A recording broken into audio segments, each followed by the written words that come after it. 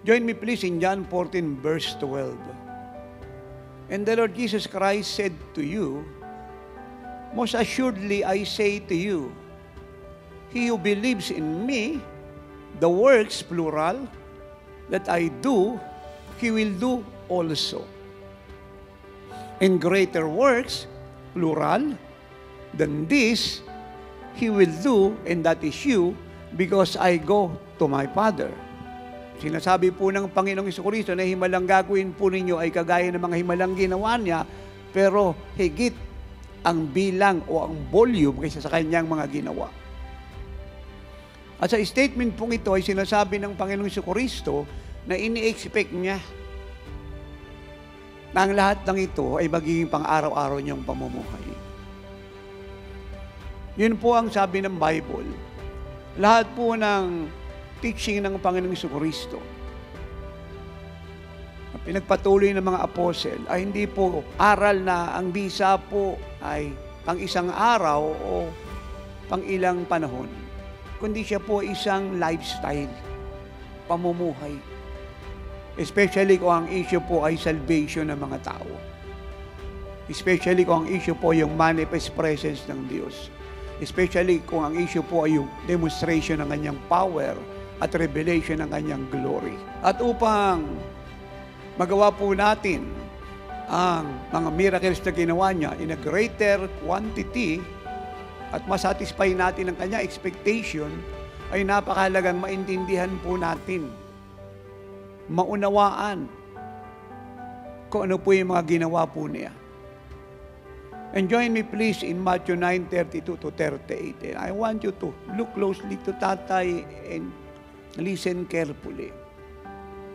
As they went out, behold, they brought to him a man, mute and demon-possessed. And when the demons was cast out, the mute spoke, and the multitudes marveled, saying, it was never seen like this in Israel. Verse 34, but the Pharisees said, he cast out demons by the ruler of the demons. Verse 35 of Matthew 9, then Jesus went about all the cities and villages, teaching in their synagogues, preaching the gospel of the kingdom, and healing every sickness and every disease among the people. Verse 36, but when he saw the multitudes, he was moved with compassion for them, because they were weary and scattered, like sheep having no shepherd. Then he said to his disciples, the harvest truly is plentiful, but the laborers are few. And the last verse, verse 38, therefore, pray the Lord of the harvest to send out laborers into His harvest. So, dito po yung mga bagay na ginawa ng Panginoon Jesucristo dapat nating tularan. Ano po yung mga ginawa niya according to the context of chapter 9, verses 32 to 38? Number 1, He cast out demons. Nagpalayas po siya ng mga demonyo. Now, bakit ko po ini-stress yung salitang mga demonyo? So, ang ibig sabihin, hindi lang po isa. Basta demonyo, pinapalayas niya. Yun po yung part ng araw-araw niya pong ministry, kahit saan po siya pumunta. Sa loob po ng 3 taon na siya po yung nag-minister, ito po ay pang-araw-araw niya pong ministeryo. Yung magpalayas ng mga demonyo. Kaya dapat po nating tularan yung kanya pong gawa. Tatay, yun po ba ang magpalayas ng mga demonyo ay mahirap? Hindi.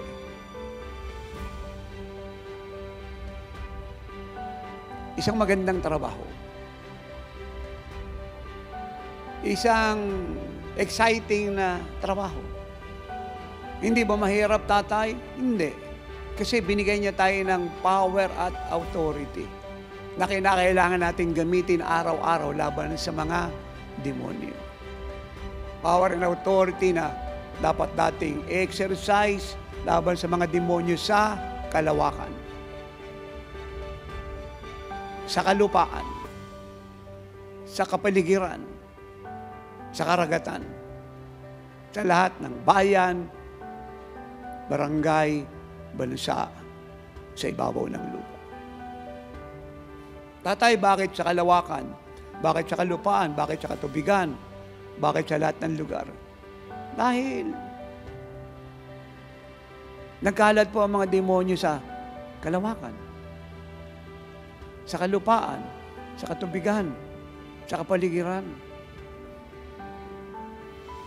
At ang trabaho po nila ay ihinder ang peaceful travel ng mga airplane, ng mga sasakyan sa kalisada, ang mga barko sa karagatan, ang peaceful movement ng mga tao sa kanilang tahanan, palabas ng kanilang tahanan, patungo sa eskwelahan at mga negosyo na kinalalagyan at mga kumpanyang pinapasukan.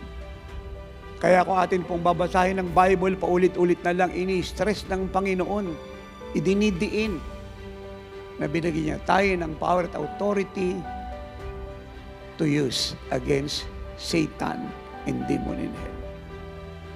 At pag pinag-aralan niyo po ang Gospels at yun po yung aklat ng Matthew, Mark, Luke, and John, nakikita niyo po na kasabay ng pagpapagaling ng Panginoon ng iba't ibang sakit at karamdaman ay pagpapalayas ng mga demonyo.